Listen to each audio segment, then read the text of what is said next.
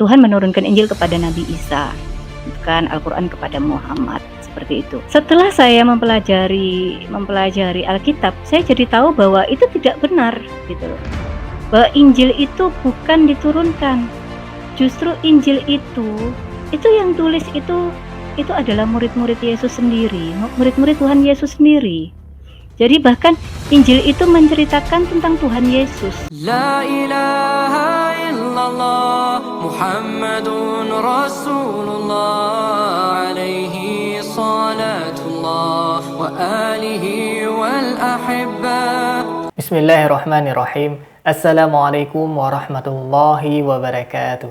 Alhamdulillahilladzi anzala as-sakinata fi qulubil mu'minin. Salatan wa salaman ala nabiyyina Muhammad sallallahu alaihi wasallam alladzi qad hamala an-nas minadh dhulumati ila an-nur minal jahiliyah ilal islamiyah. Baik sahabat Hijrah Total, jumpa lagi di channel kebanggaan kita bersama, yaitu channel Hijrah Total. Alhamdulillah Allah masih mengizinkan kita untuk berjumpa kembali sahabat. Baik sahabat, tidak bosan-bosannya saya ingatkan kepada para sahabat untuk menonton video ini sampai dengan tuntas sahabat, karena saya khawatir terjadi kesalahpahaman di kalangan sahabat seandainya sahabat menontonnya sepenggal-penggal. Semoga Allah menjaga iman kita semua, amin ya rabbal alamin. Baik sahabat, terus dukung channel dakwah ini dengan cara klik tombol subscribe, like, komen, dan share sahabat. Dengan cara mensubscribe dan like, komen, share, sahabat sudah ambil bagian dalam membentengi umat dari pemurtadan. Dan saya berdoa kepada Allah Subhanahu wa taala, semoga sahabat yang sudah subscribe Allah balas kebaikan dengan berlipat ganda. Amin ya rabbal alamin. Baik sahabat, konten kita pada hari ini yaitu tentang seorang murtadin sahabat. Ini si ibu-ibu ini mengatakan dia setelah membandingkan Al-Quran dan Alkitab, kemudian dia memutuskan bahwasanya Alkitab itu lebih terpercaya. Na'udzubillah summa na'udzubillah sahabat. Ini saya pikir ada perbandingan yang salah nih sahabat. Karena Al-Quran itu sudah teruji oleh ilmuwan manapun sahabat. Bahkan orang yang meneliti Al-Quran, sebagian besar mereka akan menerima Islam sahabat. Subhanallah. Mukjizat Nabi Muhammad yang masih dapat kita rasakan sampai sekarang yaitu adalah Al-Quran sahabat. Masya Allah. Baik sahabat, tidak perlu berlama-lama, langsung saja kita lihat videonya. Ini dia sahabat. Jadi saya bingung. Kalau memang benar kata orang bahwa Alkitab dipalsukan, tapi saya tidak pernah mendapat jawaban. Yang mana yang dipalsukan? Dan bagaimana mungkin Tuhan tidak bisa menjaga firman-Nya gitu loh. Kalau memang maaf, Al-Quran itu katanya menyempurnakan. Tapi saya berpikir, loh kenapa? Apakah firman-Nya yang dulu itu tidak sempurna sehingga harus disempurnakan lagi? Bagaimana mungkin Tuhan tidak bisa menjaga kitabnya seperti itu? Baik sahabat, kita sudah dengarkan sahabat sedikit cuplikan dari si ibu murtadin ini yang mengatakan kalau misalkan Alkitab itu palsu, jadi di mana dipalsukan sahabat? Alhamdulillah sahabat. Dia bertanya karena dia tidak mendapati pembelajaran dari guru-gurunya atau dari bimbingan pembelajarannya sahabat, selama dia menuntut ilmu mungkin sahabat ya.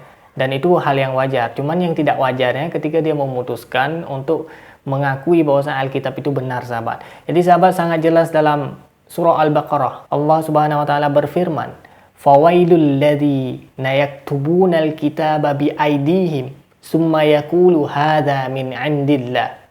Celaka bagi orang-orang yang menulis Alkitab, kemudian mereka berkata, ini dari Allah, ini dari sisi Allah, ini kalam Allah. Jadi mana buktinya sahabat? Ini saya tunjukkan buktinya sahabat, supaya jelas. Ini pun ada Alkitab. Kemudian sahabat, kalau misalkan sahabat lihat di daftar isi perjanjian baru sahabat. Ini kita buka sahabat supaya lebih jelasnya sahabat. Nah, di sini tertulis sahabat, surat Paulus kepada jemaat di Roma sahabat. Kemudian ada surat Paulus yang pertama kepada jemaat di Korintus. Kemudian ada surat Paulus. Jadi Alkitab perjanjian baru ini isinya sahabat, sebagian besar adalah isi surat Paulus. Berarti dapat diambil kesimpulan, logika dasarnya sahabat. Ketika Paulus yang menyusun atau yang menulis Alkitab ini, maka ini akan menjadi agamanya Paulus sahabat. Jadi sahabat bisa perhatikan di situ sahabat. Dan di Alkitab sahabat sudah tercampur sahabat, antara firman Allah, antara perkataan Nabi Isa, antara perkataan muridnya. Jadi sudah tercampur aduk sahabat. Jadi tidak sah lagi untuk kita kategorikan sebagai kalam Allah yang murni turun dari Allah. Karena ini sudah tercampur sahabat. Dan ini terbukti, ini ada surat dari Paulus, ada surat kepada orang Ibrani, surat Yakobus, surat Petrus, itu isi surat-surat sahabat. Bukti pertama menunjukkan bahwasanya Alkitab itu sudah tercampur sahabat. Makanya Al-Quran menjelaskan, fawailul ladzina yaktubunal kitaba biaidihim. Celaka bagi orang-orang yang menambah, yang menulis Alkitab dan mengatakan itu adalah dari Allah Subhanahu wa taala sahabat. Ini bukti yang pertama. Baik sahabat, kita lanjutkan videonya sahabat. Nah, dan ini lagi yang saya ketahui sejak saya mulai mulai mempelajarinya, bahwa yang saya tahu dulu itu Injil itu diturunkan karena memang ada ya di Al-Qur'an itu, saya lupa ayatnya di mana, bahwa Tuhan menurunkan Injil kepada Nabi Isa, kan, Al-Qur'an kepada Muhammad, seperti itu. Al-Qur'an kepada Muhammad. Nah, setelah saya mempelajari Alkitab, saya jadi tahu bahwa itu tidak benar gitu loh. Bahwa Injil itu bukan diturunkan. Justru Injil itu yang tulis itu adalah murid-murid Yesus sendiri, murid-murid Tuhan Yesus sendiri. Jadi bahkan Injil itu menceritakan tentang Tuhan Yesus gitu loh. Injil itu adalah Yesus, kabar baik itu, seperti itu. Dan di Alkitab ini bukan hanya terdapat Injil. Dari sini justru setelah saya membaca Alkitab dan saya mulai menggali ya, saya nonton kesaksian, saya nonton khotbah-khotbah.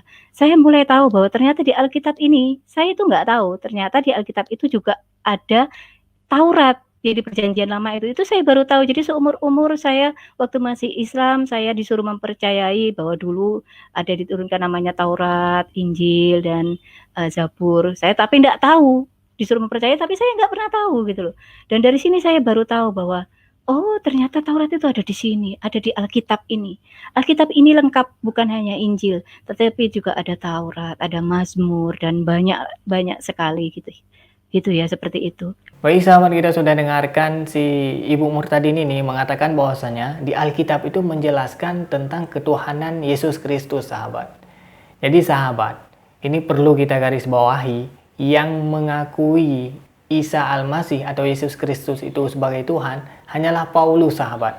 Dan itu terbukti dalam Alkitab isi perjanjian baru dalam Kisah Para Rasul pasal 2 ayat 36 sahabat. Ini saya akan buka dan saya akan bacakan sahabat.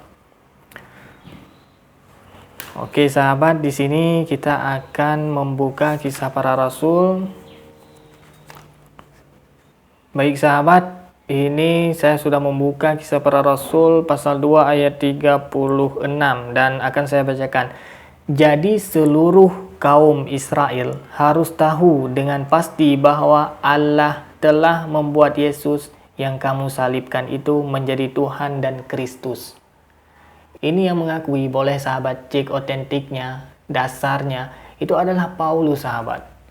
Jadi Nabi Isa tidak pernah mengatakan dirinya adalah Tuhan. Dan itu dibuktikan dalam Injil Markus sahabat, pasal 12 ayat 29 sahabat. Dan ini akan saya bacakan. Jawab Yesus, hukum yang terutama ialah, dengarlah hai orang Israel, Tuhan Allah kita, Tuhan itu Esa. Jadi sebenarnya sahabat, ajaran yang dibawa oleh Nabi Isa atau yang disebut dengan Yesus Kristus adalah ajaran Muslim Hanifah. Jadi Islam ini sudah ada sejak masa Nabi Adam sahabat. Jadi kekeliruan orang yang mengatakan bahwasanya Nabi Isa itu mengajarkan kekristenan sahabat, itu tidak bisa dibuktikan dari Alkitab versi apapun sahabat, bahwasanya Nabi Isa yang mengakui dirinya sendiri sahabat, dia adalah Tuhan. Malahan dia mengakui dirinya adalah Rasul atau utusan sahabat. Itu yang paling banyak ayat dalam Alkitab sahabat. Bahkan Al-Quran juga menyangkal bahwasanya Nabi Isa tidak pernah disalib. Tapi yang mengatakan Nabi Isa disalib adalah Paulus sahabat. Yang disalib itu adalah Yudas Iskariot atau murid Nabi Isa yang memang munafik, pengkhianat, yang diserupakan wajahnya seperti Nabi Isa kemudian disalib sahabat. Itu sejarah yang memang terbukti kebenarannya sahabat. Baik sahabat, kita lanjutkan. Nah, dari situ itu membuka pikiran saya. Jujur saya mulai lebih tertarik lagi ke Kristenan ya. Singkat cerita, saya mulai sedikit meragukan agama saya ya. Saya sedikit meragukan agama saya karena saya pikir kok rasanya tidak masuk akal. Jujur saya lebih mempercayai kitab yang memberikan data-data yang otentik yang menjelaskan secara detail ketimbang saya hanya mendapat penjelasan yang hanya sepenggal. Setelah itu saya disuruh mempercayai tanpa saya mencari tahu.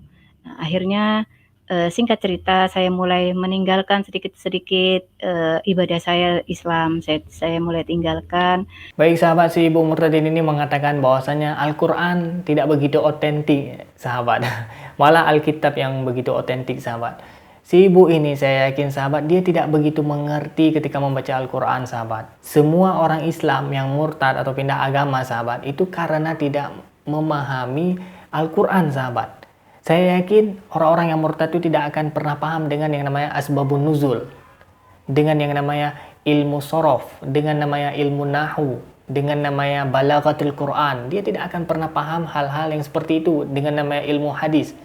Karena untuk memahami Al-Quran, yaitu kitab suci, karena bahasa yang paling tinggi, sastra yang paling tinggi, bahasa yang tidak ada bandingannya sahabat, yaitu adalah bahasa Quran. Jadi kalau misalkan orang biasa, orang yang awam seperti kita, seperti saya, seperti Anda, itu tidak bisa langsung membaca Al-Quran dan langsung menelan bulat-bulat, langsung memahami sendiri. Itu tidak bisa sahabat. Jadi kita butuh kepada pembelajaran kepada mufassir atau penafsir. Baru kita bisa memahami Al-Quran sahabat. Kalau misalkan ibu ini mengatakan Al-Quran itu tidak otentik sahabat, itu adalah kesalahan yang sangat fatal sahabat. Karena si ibu ini tidak tahu kapan Alkitab itu ditulis sahabat. Padahal Alkitab itu ditulis jauh setelah Yesus Kristus itu wafat sahabat. Berpuluh tahun atau bahkan ratusan tahun setelah Yesus itu wafat, baru Alkitab itu dibukukan. Sedangkan Al-Quran ditulis pada masa Rasulullah SAW. Dan begitu para sahabat menulis, langsung para sahabat mengklarifikasi apakah benar seperti ini tulisannya, apakah benar ini bacaannya. Langsung ada sumbernya. Karena itu adalah kalam Allah, perkataan Allah. Dan dalam Al-Quran sahabat, dalam Al-Quran tidak ada satupun hadis Nabi atau perkataan Nabi. Tidak ada satupun perkataan para sahabat. Ini adalah murni firman Allah Subhanahu wa taala sahabat. Berbeda sahabat dengan Alkitab. Kalau misalkan Alkitab sahabat, di sini sudah ada perkataan Yesus, sudah ada perkataan Paulus, surat Paulus, di sini juga ada muridnya Yesus. Jadi sudah tercampur sahabat. Keotentiknya sebagai kitab suci itu ya menurut saya patut dipertanyakan sahabat.